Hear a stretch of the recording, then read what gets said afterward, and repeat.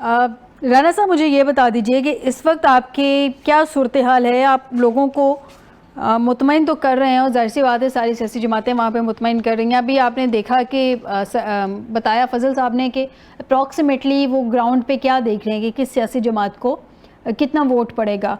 अगर ये coalition government की तरफ भी मामला जाते हैं तो क्या इस पर आप लोगों ने ऑलरेडी प्लानिंग की हुई है कि किसका गवर्नर होगा और किसका वज़ीर आला होगा और किस तरह से आपस में बांटनी है सारी हुकूमत को? ये ऑलरेडी प्लान है या आप लोग इसी प्लान में बैठे हुए हैं कि नहीं हम सादा अक्सरियत लेंगे, अकेली सोलो गवर्नमेंट बनाएंगे? एक तो मैं अर्ज करना चाहता हूँ कि पीपल पार्टी से हमारा बिल्कुल मरकज में इत्तेहाद है और आईनी सीटों पे है। जैसे उन्होंने हमें वोट दिया, हमने उनको वोट दिया प्रेसिडेंटशिप का, और साहब प्रेसिडेंट ऑफ पाकिस्तान है और बिलावल साहब उनके बेटे हैं और पार्टी के हेड हैं, वो वहां पर कंपेन कर रहे हैं। पीपल पार्टी और मुस्लिम लीग का इत्तेहाद, इलेक्शन इत्तेहाद कभी नहीं रहा। आज देखना कि आईपीपी हमारे साथ इत्तेहादिया है गवर्नमेंट में, लेकिन वहां पर उनके भी कैंडिडेट है, वो भी कंपेन कर रहे हैं। तो ये सबको आज़ादी है, पीटीआई को भी आज़ादी है, लेकिन हम इंशाल्लाह मेहनत कर रहे हैं। मियां नवाज साहब वहां पर गए हैं, जो उनके पुराने वादे थे वहां पर जो उन्होंने करके कंप्लाइंस की थी, आवाम उनको देख के खुश हुई है।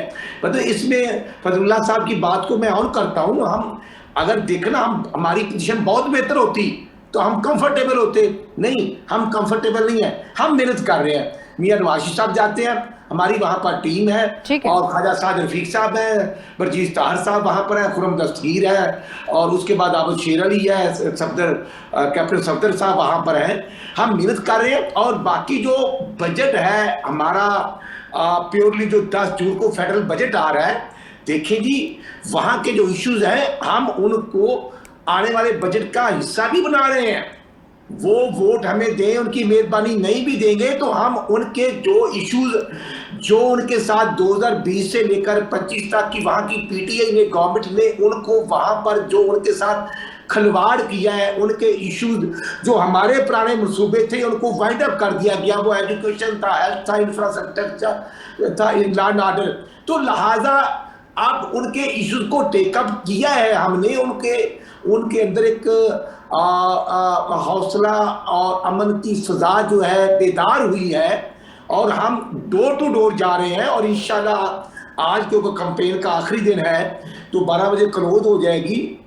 लॉ एंड ऑर्डर को हमने मेंटेन करना है, वहां के इश्यूज को टेकअप करना है। देखना तो वहां का जो नौजवान है उसको भी रोजगार चाहिए, वहां का जो बच्चा है हमारा बेटी वहां पर हम काम कर रहे हैं और वहां की फिर आवाम ये देख रही है। मैं राना साहब बेसिकली सवाल मैंने ये किया था, नजर आ रहा है राना साहब बेसिकली सवाल मैंने ये किया था कि अगर आपकी वहाँ पे अक्सरियत नहीं सीटों की बनती है और आप लोगों की सोलो गवर्नमेंट वहाँ पे नहीं बनती है तो क्या आपने ये प्लान कर लिया डिसाइड? तो ऑब्वियस सी बात है कुछ ना कुछ तो प्लान क्या ही होगा कि कोलिशन गवर्नमेंट की तरफ जाना होगा। तो फिर सीएम किस गवर्नमेंट का आएगा, आप किस पार्टी का आएगा, आपका आएगा या पीपल्स पार्टी का आएगा? तो ये थोड़ी बहुत चीजें तो देखनी होंगी। आपने देखा कि वहां पर पीटीआई का फेलियर हुआ और फेलियर होने के बाद वहां की आवाम उनको वोट नहीं देना चाह रही क्योंकि उन्होंने उनके 5 साल देखे हैं। राना साहब ये तो चले हमें पता चल जाएगा ना, 5 साल आपके भी आवाम ने देखे, 5 साल पीपल्स पार्टी के भी आवाम ने देखे।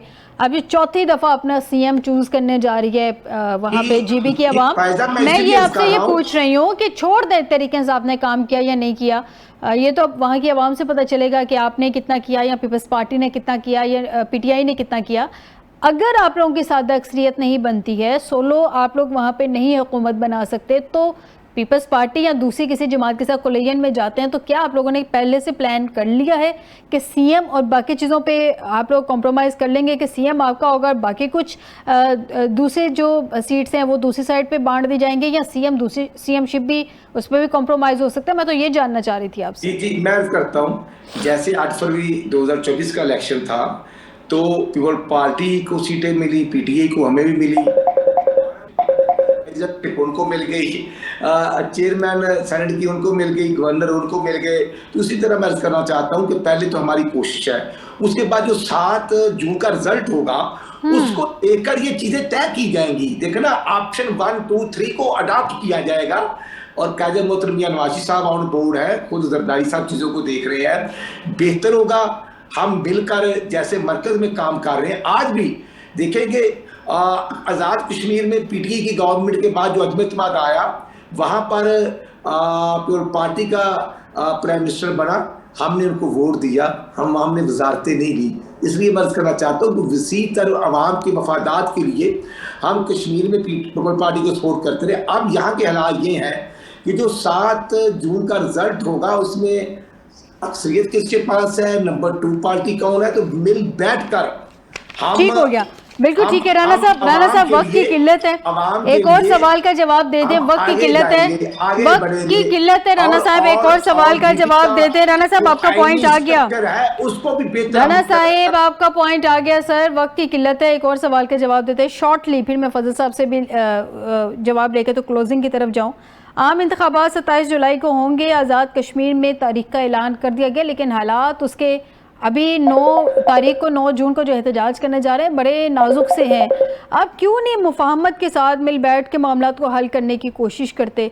ताकत का इस्तेमाल आपको नहीं लगता कि उस इलाके के लिए ख़तरनाक साबित हो सकता है? ताकत का इस्तेमाल ना हमने पहले किया है, ना हम अब करना चाहते हैं। इतनी फोर्स आपने बुला लिया, एक्स्ट्रा फोर्स आज़ाद कश्मीर में। नहीं, आप कश्मीर की बात कर रहे हैं या जीबी की कर रहे हैं? अभी मैं आज़ाद कश्मीर की बात कर रही हूँ। जी, मैं वही कर रहा हूँ। हमारे उनके साथ डायलॉग जारी है, जिसमें राणा सनाउल्लाह खान साहब है, डॉक्टर फजल तारिक साहब है और अमीर मुकाम साहब हैं और दीगर कुछ गुजरा है। हम उनके साथ बैठकर बात कर रहे हैं, और क्योंकि वहाँ प्राइम मिनिस्टर जो इस वक्त स्टेटस है वो पीपल पार्टी से है, और उन्होंने भी तमाम पॉलिटिकल और मजहबी पार्टी को ऑन बोर्ड लिया है। वहाँ भी एक रेजोल्यूशन पास हुई है कि इलेक्शन होने चाहिए। बाकी जो महाजरीन का इलेक्शन है, वोट है, उस पर चीज़ें चल रही है, तो हम उनको ऑन बोर्ड लेकर ही बेहतरी की तरफ जा रहे हैं।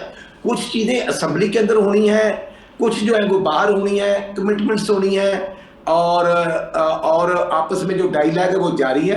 अदारे भी ऑन बोर्ड हैं, और आज़ाद कश्मीर क्योंकि हम समझते हैं कि उसकी सूरत बड़ी नाजुक होती है, हम हर लिहाज से उसको देख रहे हैं। और जो वादे किए थे वहां पे, वो क्यों नहीं वादे पूरे किए गए? वादे पूरे किए जा रहे हैं। वादे पूरे करने का भी तरीक़ेकार होता है, और क्योंकि खैबर पख्तूनख्वा हो या हमारी जो बाउंड्री है जहां पर इंडियन वायरस जो है वो अपना असर दिखाने की कोशिश करता है, तो मैं समझता हूं कि वहां पर कश्मीरी हमारे भाई बहुत ज़्यादा मुहब्बे वतन हैं। लेकिन कुछ लोग ऐसे भी हैं कि जो वहाँ के हालात के अंदर शर्मंदगी पैदा करने की कोशिश करते हैं। लेकिन मैं समझता हूँ कि अक्सरियत वहाँ के बहुत पुरअमन है। हम डायलॉग कर रहे हैं, सूरत हाल बेहतर होगी, और हम उनकी तमाम जो 9 तारीख का एहतजाज होने जा रहा है, या उससे पहले आप लोग सिचुएशन संभाल लेंगे? एक्सेप्ट करने का मतलब ये है कि प्राइम मिनिस्टर साहब खुद ऑन बोर्ड हैं, और बिल्कुल सर 9 तारीख का एहतजाज होने जा रहा है, या उससे पहले आप लोग सिचुएशन संभाल लेंगे? सदर पाकिस्तान जो है असफ अली जरदारी साहब, और वो भी ऑन बोर्ड हैं, और तमाम चीजें जो ठीक हो गया सर, पता चल गया। राणा साहब सारे ऑन बोर्ड हैं। मुझे मेरे सवाल के जवाब दे दें, आखिरी सवाल है क्योंकि वक्त हमारा खत्म हो गया है। सारे ऑन बोर्ड हैं, लेकिन क्या 9 तारीख का एहतजाज होने जा रहा है, या पहले सिचुएशन संभाल लेंगे आप लोग? हमारी कोशिश ये है कि जो उनसे डायलॉग हो रहे हैं वो स्टेप बाय स्टेप हो रहे हैं। होपफुली 9 से पहले मामला काफ़ी हद तक बेहतर हो जाएंगे, और एहतजाज की नौबत नहीं आएगी।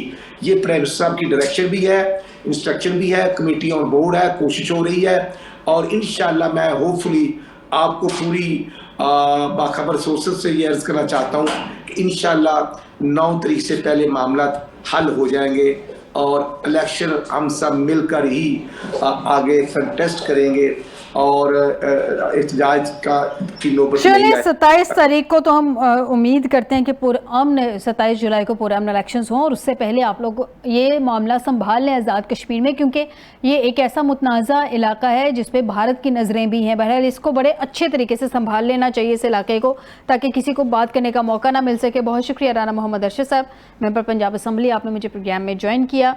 फजलुल्लाह साहब ज़ियाकार, उन्होंने भी प्रोग्राम में ज्वाइन किया, उनका भी बहुत शुक्रिया।